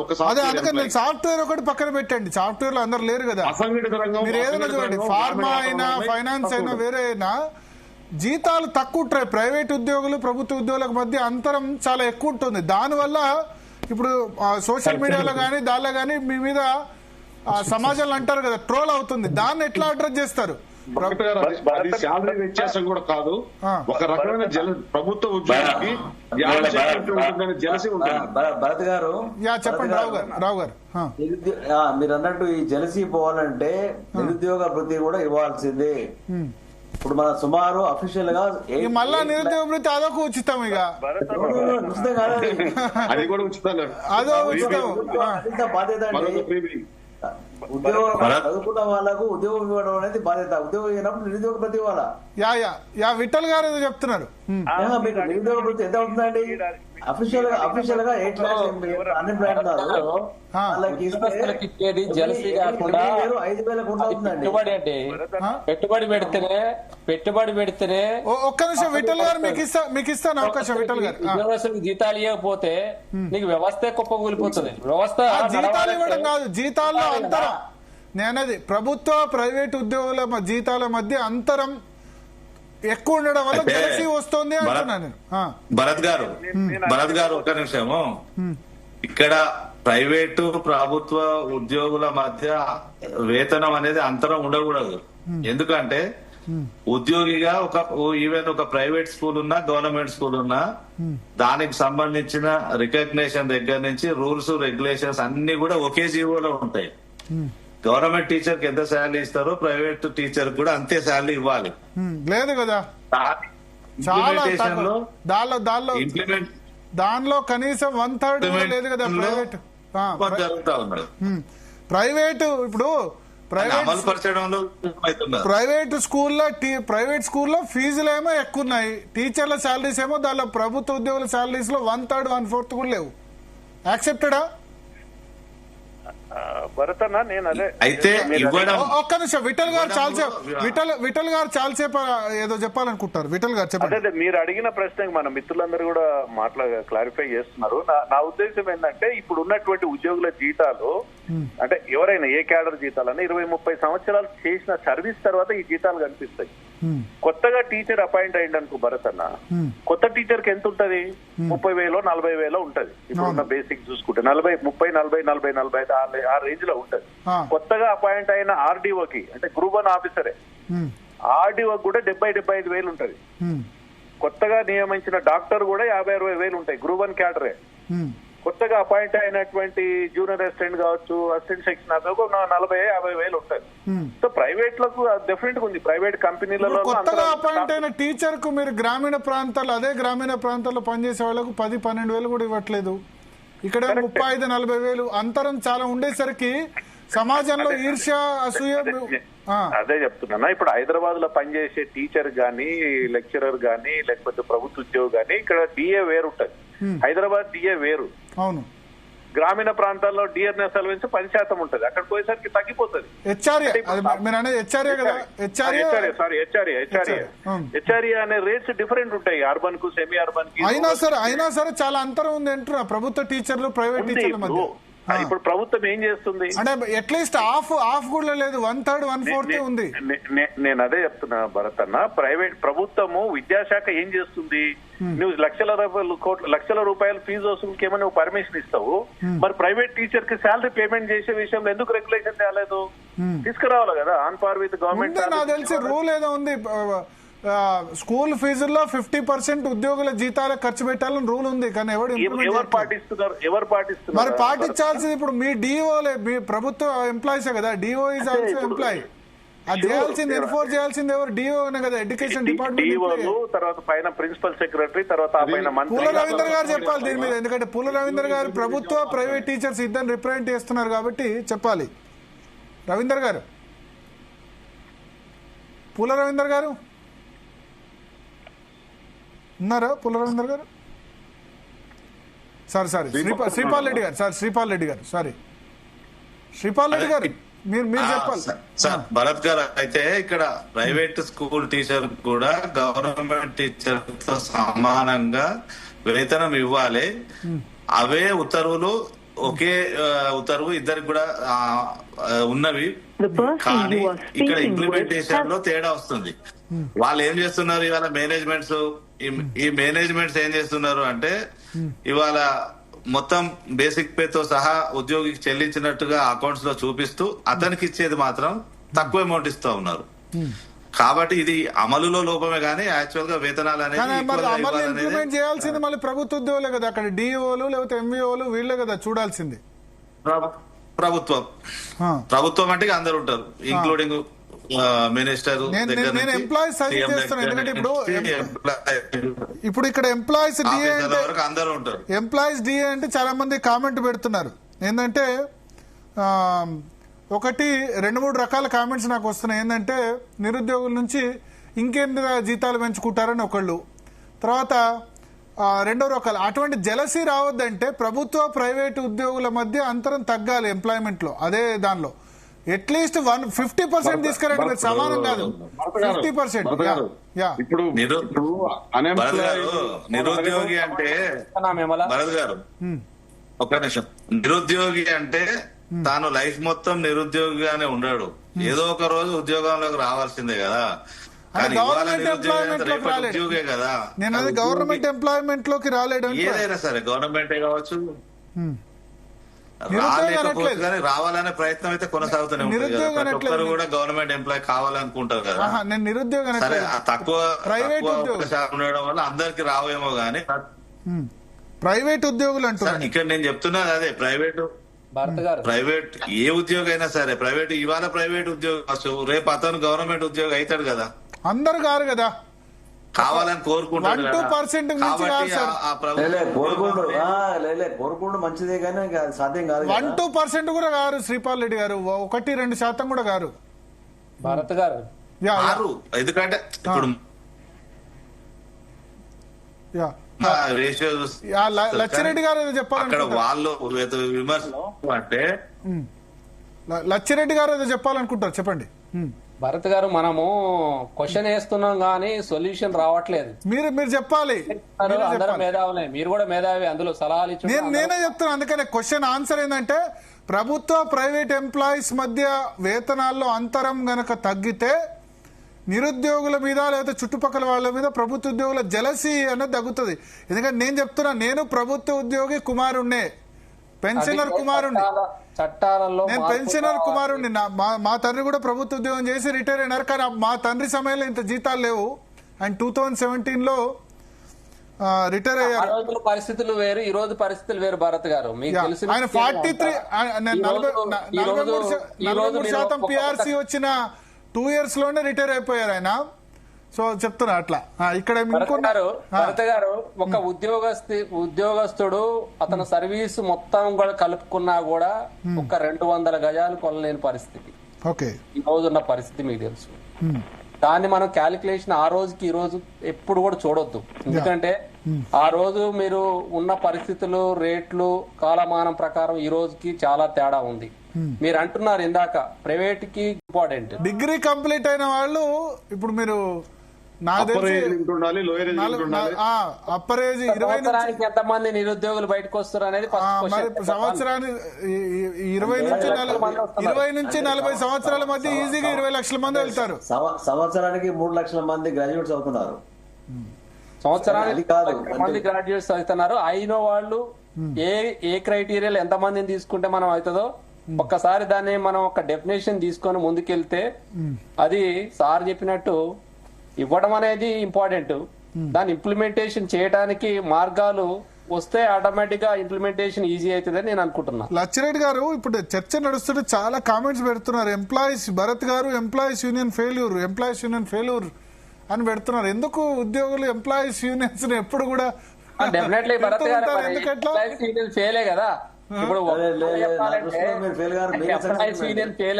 గుర్తుపెట్టుకోండి, ఎవరైనా ఏ వర్గమైనా ఏ నాయకత్వం వహించేటప్పుడైనా ఫెయిలే అంటారు. కానీ దాన్ని ఒక తెలివిగా లాబింగ్ గా మార్గంలో ప్రభుత్వాన్ని మన సూచనలు సలహాలు ఇస్తూ ఖచ్చితంగా ఉద్యోగస్తులకు మేలు చేసే విధంగా ముందుకు తీసుకెళ్లటమే యూనియన్ నాయకులది. పడతాయి, పడకుండా ఎందుకుంటాయి, అన్ని పార్టీ నాయకులకు కూడా పడతాయి. సంఘాలు నడిపేటప్పుడు ఇవన్నీ ఉండకుండా ఉంటాయా? ప్రాథమిక సభ్యులుగా ఉద్యోగులకైనా, ఉపాధ్యాయులైనా, కార్మికులైనా, గెజిట్ అధికారులైనా, పెన్షన్ అధికారులైనా రాజ్యాంగబద్ధంగా వాళ్ళకి రావాల్సిన హక్కు. దానికోసమే ఉద్యోగ సంఘాలు ఉన్నాయి, నాయకులు ఎన్నుకున్నారు. కంపల్సరీ ప్రాథమిక సభ్యులకి 5 DAలు రావాల్సిందే, PRCలో 51 ఫిట్మెంట్ ఉండాల్సిందే, హెల్త్ కార్డులు ఎమ్మటే ఇష్యూ చేయాల్సిందే, పెండింగ్ బిల్స్ అన్ని క్లియర్ చేయాల్సిందే, నాన్ ఫైనాన్స్ డిమాండ్స్ అన్ని కూడా 25 సంవత్సరాలు అన్ని రంగాలని వదిలిపెట్టి ఒక 10 నుంచి 20 లక్షల మంది నిరుద్యోగుల మధ్యన పోరాడి వాళ్ళ స్కిల్ తోటి కాంపిటేటివ్ లో బయటకు వచ్చి మిగతా అన్ని సెక్టార్లను వదిలిపెట్టి పూర్తిగా గవర్నమెంట్ సబార్డినేట్ గా పనిచేస్తుంటారు మన ప్రాథమిక సభ్యులు. పొద్దుగా లేస్తే అటు రాజకీయ నాయకులకు నమస్తే పెట్టుకుంటూ, పబ్లిక్ రిప్రజెంటేటివ్కి దండాలు పెట్టుకుంటూ, ప్రజలతో మంచిగా ఉంటూ వాళ్ళ జీవితమే పూర్తిగా ఆఫీస్ అవుతుంది. వాళ్ళ సగం జీవితం కాదు, 2/3 జీవితం ఆఫీస్ కే ఉంటది. వాళ్ళ రైట్స్ అవి, వాళ్ళ కోసం మేము పోరాడాల్సిందే. మేము పోరాడకపోతే వాళ్ళ అసంతృప్తి గ్యారంటీగా ఉంటుంది. ఇప్పుడు ఇన్ని సమస్యలు 47 మెయిన్ డిమాండ్స్ ఉన్నాయి, 217 ఫర్దర్ డిమాండ్స్ ఉన్నాయి. ఇవి కాకుండా చిన్న చిన్న డిమాండ్స్ గత 10-15 సంవత్సరాల నుంచి ఉన్న డిమాండ్స్ అన్ని మా ప్రాథమిక సభ్యులు అసంతృప్తి ఉండడం అనేది సహజం. అవి చేయాల్సిన బాధ్యత మా మీద ఉంది. ఎందుకు అంటాం, మీరు ఫైట్ చేస్తూనే ఉన్నారు. కానీ ఇక్కడైతే ఉద్యోగ సంఘాలు ఫెయిల్యూర్, 5 DAలు ఎట్టొస్తాయి, 5 DAలకు రావాల్సిన 5,000 కోట్లు ఉన్నాయా అని ఒక పక్క అడుగుతున్నారు. పక్క కట్ అయింది సార్, కట్ అయింది శ్రీనివాస్.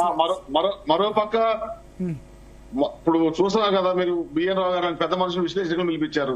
ఎంప్లాయీస్ కి ఇప్పుడే ఏంటి నిరుద్యోగులు ఇట్లా వన్ సైడ్ మా 13,50,000 మంది మేము ప్రజల్లో భాగమే, మేము సిటిజన్స్మే, మేము ఓటర్స్మే, మేము కూడా విశ్లేషించగలం, మేము కూడా మాట్లాడగలం. మా కుటుంబాలన్నీ మీడియాలో కూడా ఉన్నాయి మీలాగా. మా సమస్యలు మాకున్నాయి. మేము ఇందాక లచ్చిరెడ్డి గారు చెప్పినట్టు, లచ్చన్న చెప్పినట్టు మేము ఒకేసారి గవర్నమెంట్ యుద్ధం చేయడానికి మేము ప్రభుత్వ ఉద్యోగులుగా ప్రభుత్వానికి అనుబంధంగా సబార్డినేట్ గా ఉంటూనే మా హక్కులు రాయితీల విషయంలో రాజీ లేకుండా పోరాడతాం. వాటిని బరాబర్ సాధించుకుంటాం. మాకు విశ్వాసం ఉంది.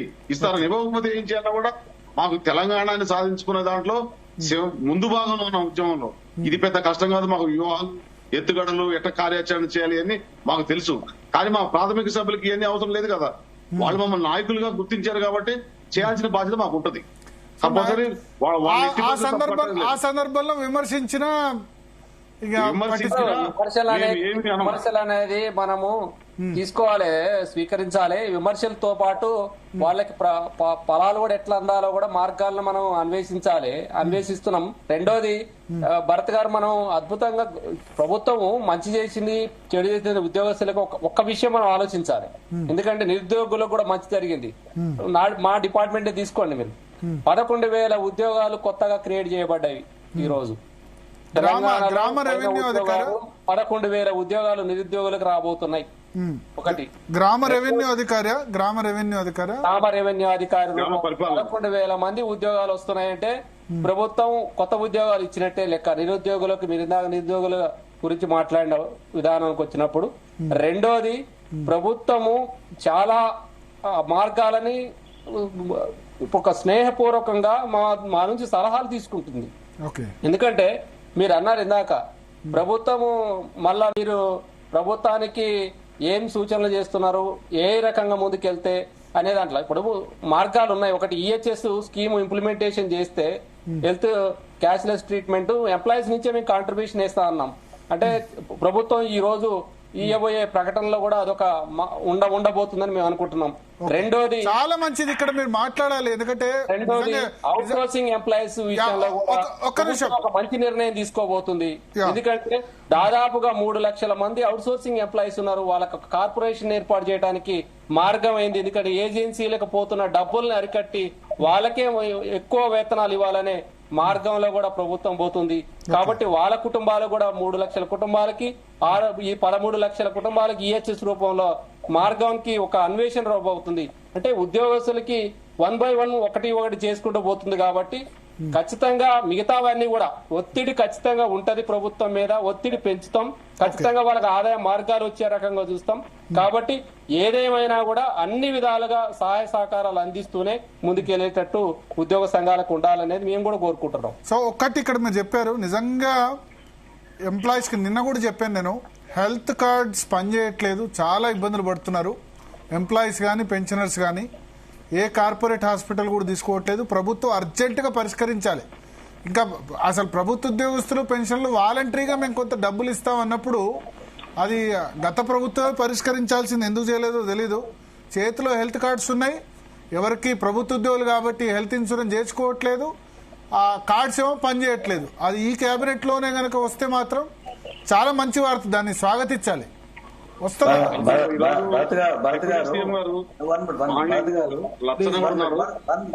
హెల్త్ కార్డ్స్ మీద బిఫోర్ పోయేటప్పుడు చర్చించారు. దాని మీద ఏదో ఒక నిర్ణయం కంపల్సరీ చెప్తాము.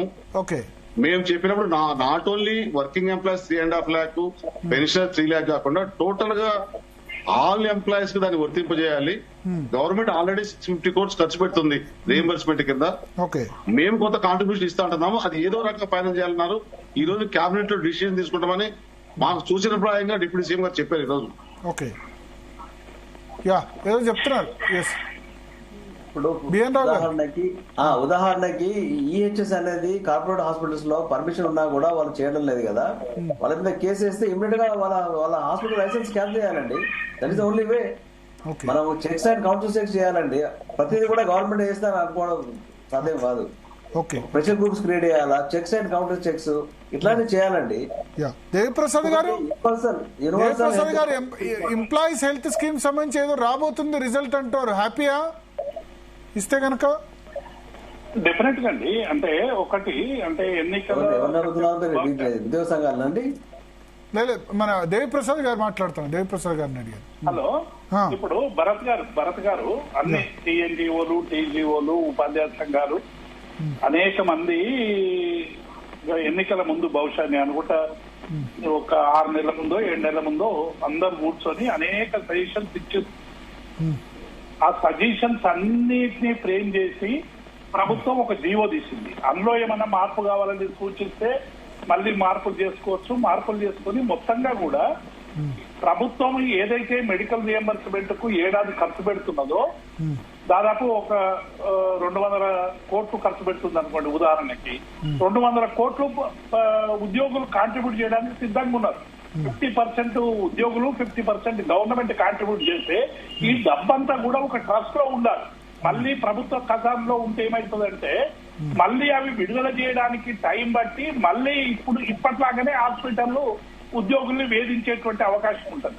కాబట్టి ట్రస్ట్ ద్వారా ఎప్పటికప్పుడు డబ్బులు రిలీజ్ చేసి హాస్పిటల్కి ఇచ్చినట్టయితే ఈ పరిష్కారం దొరికేటువంటి అవకాశం ఉంది.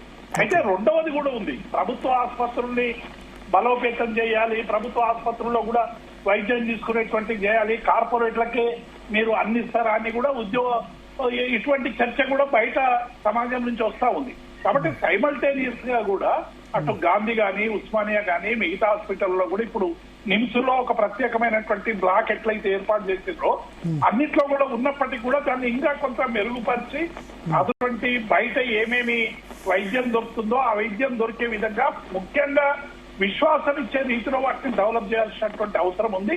డెఫినెట్ గా ఇవాళ నేను అనుకుంటే బహుశా అది డెఫినెట్ గా వచ్చేటువంటి అవకాశం ఉంది. ఎందుకంటే అది దాదాపుగా చాలా రోజుల నుంచి ఉద్యోగ సంఘాలతో చర్చలు జరుగుతూ ఉన్నాయి. అది ప్రభుత్వం మదిలో కూడా ఉంది. అది పెద్ద భారం కూడా కాదు, ఇప్పటికే కంటిన్యూ చేస్తున్నటువంటి స్కీమ్ కాబట్టి ఏమైనా ఒక 10,000 కోట్లు 20 కోట్లు ఆరోగ్యం బట్టి కదా అందరూ కంపల్సరీ హాస్పిటల్ పోవాలని ఉద్యోగులే కోరుకోరు. అనివార్య పరిస్థితిలో వచ్చేటువంటి పరిస్థితుల్ని అధిగమించడానికి హెల్త్ కార్డు పనిచేస్తుంది. కాబట్టి మీ జర్నలిస్టులకు సంబంధించి కూడా ఇందులో గతంలో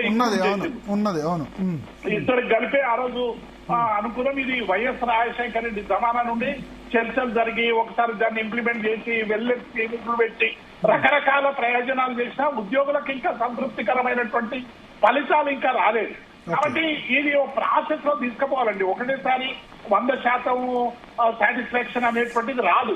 కనీసం 100% సాటిస్ఫాక్షన్ వచ్చే విధంగా అడుగులు పడితే డెఫినెట్ గా హెల్త్ స్కీమ్ వస్తే ఉద్యోగులకు చాలా భారం తగ్గుతుంది. లేకుంటే ఇప్పటికే ఉద్యోగులందరూ కూడా ఈ హెల్త్ మీద ఖర్చు పెట్టేటువంటిది చాలా ఎక్కువైపోయింది. డయాబెటిక్ పేషెంట్ గానీ, రెగ్యులర్ పేషెంట్ గానీ, ఏదైనా క్యాన్సర్ వచ్చినా ఇంకోటి వచ్చినా డబ్బులు బాగా పోతున్నాయి. ఎందుకంటే పిల్లలు ఏదో ఉద్యోగాలు చేసి ఇన్సూరెన్స్లు చేస్తున్నారు కాబట్టి అందులో కొంత బయటపడేటువంటి అవకాశం ఉంది. కానీ అట్లా లేనటువంటి వాళ్ళందరూ కూడా ఇల్లు అమ్ముకునేటువంటి పరిస్థితి కూడా దాపురించింది కరోనా కాలంలో.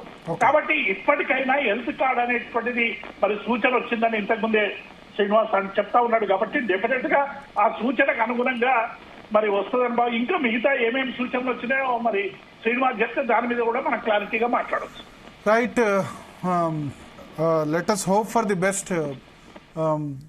లచ్చిరెడ్డి గారు, దేవి ప్రసాద్ గారు, అదేవిధంగా ఏలూరు శ్రీనివాసరావు గారు, బిఎన్ రావు గారు, విఠల్ గారు, అదేవిధంగా మా జగదీశ్వర్ గారు అందరూ కూడా చర్చలో జాయిన్ అయ్యారు. క్యాబినెట్ మీటింగ్ అయితే సుదీర్ఘంగా జరుగుతుంది. 6 గంటలకు పైగా క్యాబినెట్ మీటింగ్ జరుగుతుంది. చూద్దాం, దానిలో ఎంప్లాయీస్ ఇష్యూస్ ఉన్నాయి, ఇంకా వేరే ఇష్యూస్ కూడా ఉన్నాయి. బట్ ఎంప్లాయీస్కి అయితే డిఏలు, హెల్త్ కార్డ్స్, అదేవిధంగా పదవి విరమణ వయసు పెంపుకు సంబంధించి కూడా క్యాబినెట్ ఎజెండాలో లేదు, ఇమీడియట్గా లేదు. బట్ దాని గురించి కూడా కొంత చర్చ జరగవచ్చు. ఇవాళే క్యాబినెట్లో నిర్ణయం వస్తుంది అనుకోలేం.